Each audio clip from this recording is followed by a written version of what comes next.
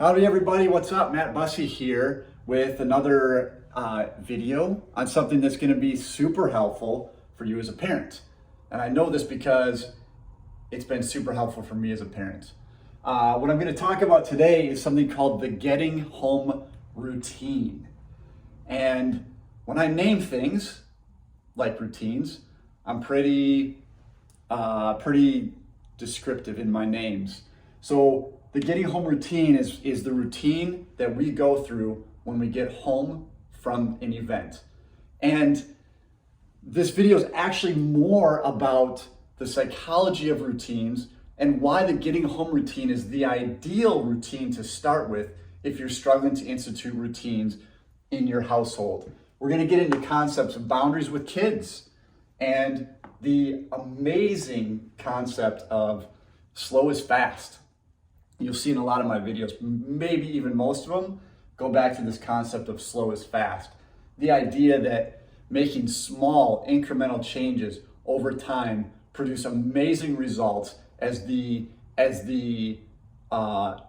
benefits and results build on each other. So we're going to get into slow is fast, boundaries with kids, and routines. And the getting home routine, well, first of all, let's just start with routines in general. I think if you're watching this video, it's probably true to say that you believe that routines are important for kids. And I believe this 100% wholeheartedly. And I believe that routines are important for adults, for parents. We need it, the kids need it. The kids need it and we need it. And we need it because they need it and vice versa. It is a way to create calm in a household, to have routines. Kids love it. The book Simplicity Parenting by Kim John Payne, which I would highly recommend, is all about creating a simple life for kids that has routines. So kids know what's going to happen. They know what's going to happen when they get ready for bed and when they wake up in the morning, when they go to school. And when they get home. Now I've found, and also I should say, you'll see this with kids when they'll ask things like, what are we gonna do tomorrow? Can you tell me about what tomorrow is gonna look like? And my daughter loves to ask this, and I'll say, well, we're gonna wake up in the morning, you're gonna read for a little bit before I wake up. Sometimes they wake up earlier than I do. And then we're gonna have breakfast. I'm gonna make eggs. Then we're gonna get ready for school. And I'll go into the details of the day. And she loves to hear that. She loves to visualize and think about what the next day is gonna look like. And routines do a similar thing. It creates this sense of calm, this sense of predictability. And in this world with things being so unpredictable, it's nice to add in some predictability into our kids' lives. They're so important. Routines are so important. And I think I talked about that a little bit, but this part, why don't we institute routines? As I was getting into creating routines in my household with my kids, I realized that it wasn't easy. It wasn't easy to create routines. And it took me a while to figure out and to troubleshoot why this is. There's a book called The Power of Habit, and I can't remember who wrote it, but I'll put it in the details in the links down below. But the author of The Power of Habit talks about us in our lives going through what he calls a habit loop all the time.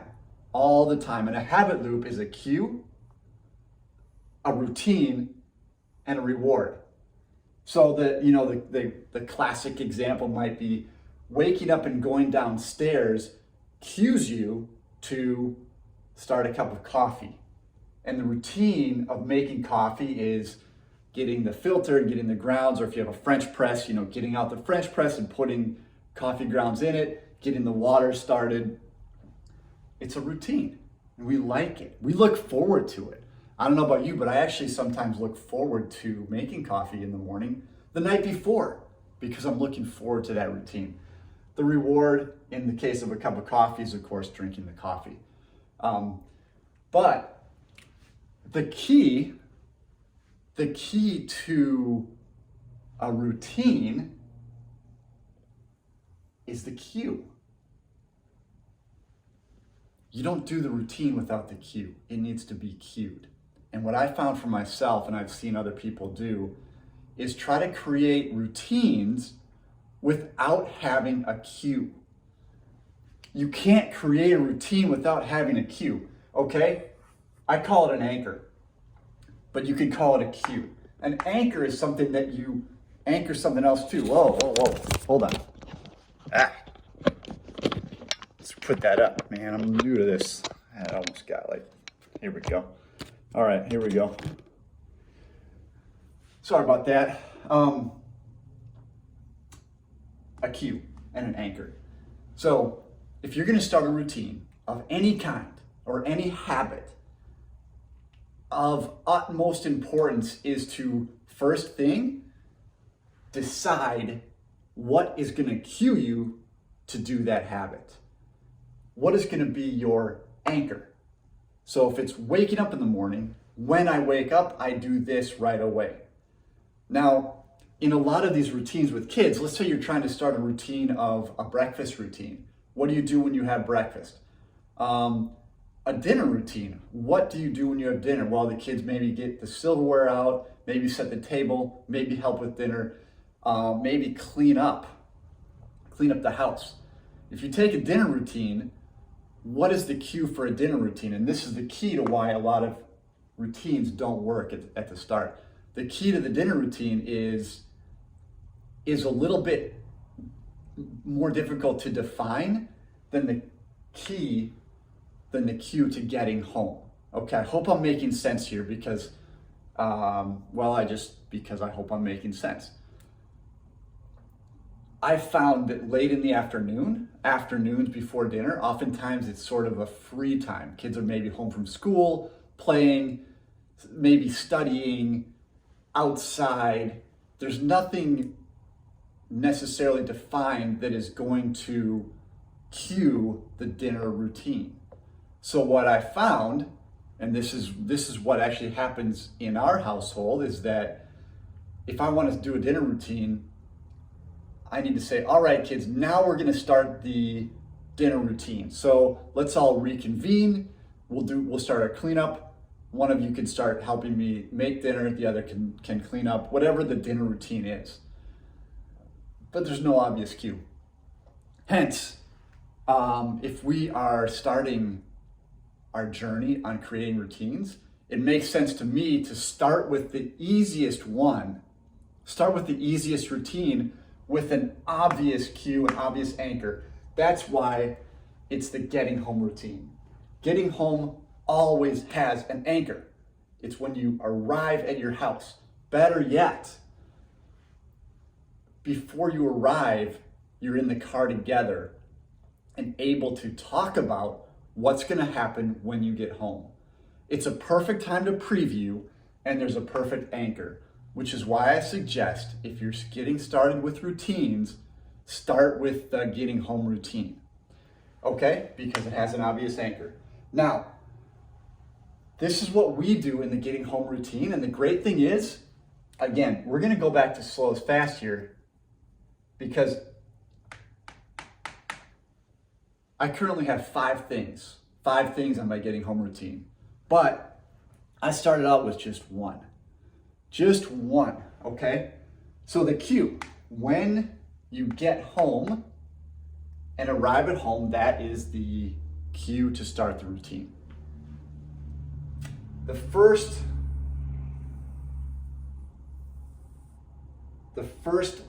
part of the getting home routine for us, take everything out of the car that doesn't belong in the car. And this is something my dad used to say to us all the time, word for word. So they say you turn to your parents, there's probably some truth to that. He would say, take everything out of the car that doesn't belong in the car. And the kids might need to take 2 trips in. There's a lot of stuff that accumulates in cars. But I found that for a long time, the kids would run in the house and I would be stuck taking loads of stuff in. Maybe it was groceries, maybe it was my own stuff, maybe it was trash. Whatever it was, I ended up taking a bunch of stuff in. And that's where the boundaries comes in. That's where the boundaries comes in. Now, they didn't know any better, but there's a concept in boundaries of what's yours is yours and what's mine is mine. And this is true with emotions, with actions. But in the case of like responsibility, right? It's their responsibility to keep their areas clean as long as they're old enough to be able to do that. So once a kid becomes old enough to be able to keep an area clean, then it should be their responsibility to do so. And likewise, they should deal with any consequences of it not being clean. So that's where the issue, that's where the concept of boundaries comes in, because we're saying it is your responsibility to keep the car clean. You can do that, and that's not on me, because as parents we carry a lot, right? We carry a lot of stuff for our kids, and it's on us to transfer to them as they're able whatever we can, because it's our job to create adults, to train them to be adults. So that's the boundary issue. That's where the boundaries comes in. Now, take everything out of the car that doesn't belong in the car is the first one. Next, shoes and boots neatly stacked. Okay, once you get everything in, you put your shoes away. You put everything away. Hang up your coats. Again, some of these take a while to teach. My son is 5. Even still, it's hard for him to get on the stool and get the hanger and get it all neatly, move all the coats out of the way that are already there.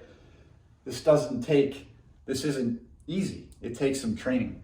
Put away the lunches and the water bottles. This one, put away lunches, also takes a while to train, because when you get a lunch home from school, you got uneaten food, you got wrappers, you got food that wasn't wrappers, that wasn't open. You have half-drink water bottles. Some of the time just with water. Some of the time maybe you put some something else in the water. So this part probably is one of the hardest parts of this to teach. And really it takes going through it every day with your kids. Hey, what do we do with vegetables that I sent to school and you didn't eat? Well, we're gonna take those and put them in a bowl, put the bowl on the table, and that's gonna be our snack for the afternoon. We're gonna eat those vegetables. What do we do with the wrappers? Well, we throw them away. Does your lunchbox need to be put back in the dishwasher? Put in the dishwasher, yes or no? So this is a little harder step, and actually we are working on that currently on this part. The last part, put away backpacks. And I'll say that's the last part for now, because the thing about these routines is once you have them, you can add and add and add to them. As long as the routines make your life better, healthier, it makes sense to me to create cues, routines, and rewards that are in service to a better life for everybody. Now here's the thing. Here's where slow is fast comes in. I did find that when I started to institute routines in my household, I bit off a little bit more than I could chew. I tried to create a nighttime routine and a morning routine, and really overdid it on the routines. The kids and just didn't also have the energy to keep doing it. Okay, none of us understood. None of us were ready for it. Me and my two kids, we weren't trained up on it. Okay. But the concept of slow is fast means you take one step at a time, master it. You take one step at a time and master it. Once it's totally mastered, you add something else to that. And yes, it seems like you're going very slowly, but in a month or 2 months, as you look back, you'll be amazed at what kind of progress you've made. Seems slow, but is fast. So in the terms of slow or fast, what I would recommend is, if you haven't instituted any routines, take this one simple step. Create a getting home routine with one step. And that one step is to take everything out of the car that doesn't belong in the car. Okay? Preview it on the way home. On the way home, say, hey, kids, we're getting home. What does that mean? What do we do when we get home?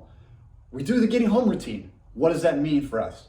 It means we take everything out of the car that doesn't belong in the car. Yep, that's it. And hey, for a while, as long as they take everything out of the car, yeah, maybe you're stacking their shoes and boots, hanging up their coats, putting away their lunches, putting away their backpacks.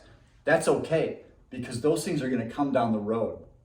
And once they understand that, once everybody's mastered taking everything out of the car that doesn't belong in the car, then those next steps can come next. And maybe you add in the boots and shoes right away, because that one's not so hard, right? Take everything out of the car, put your shoes where the shoes belong, and then the reward is that then they can do what they want. Then they can do what they want. They can play or go see their friends or whatever. And that's the reward. The cue, getting home, routine, taking everything out of the car, reward, you're free to do what you want. It's perfect. It works out really well. So I hope this makes sense and has simplified the process of getting started with routines. The fact that routines are super important. They're hard to institute because we often don't have a cue for a routine, but the getting home routine has a built-in cue and a built-in time to preview. That is while you're driving home. And the first step, take the first step of instituting the simple part of take everything out of the car that doesn't belong in the car. And in a month or 2 months, and look at this as an investment. Every minute you spend teaching kids how to put away lunches is not wasted. It's an investment. It's an investment in your own time, because pretty soon you won't have to be doing that. And it's an investment in their lives, because they're realizing the responsibility that they need to take. So go out there, create the getting home routine. Tell me how it went. Thank you so much.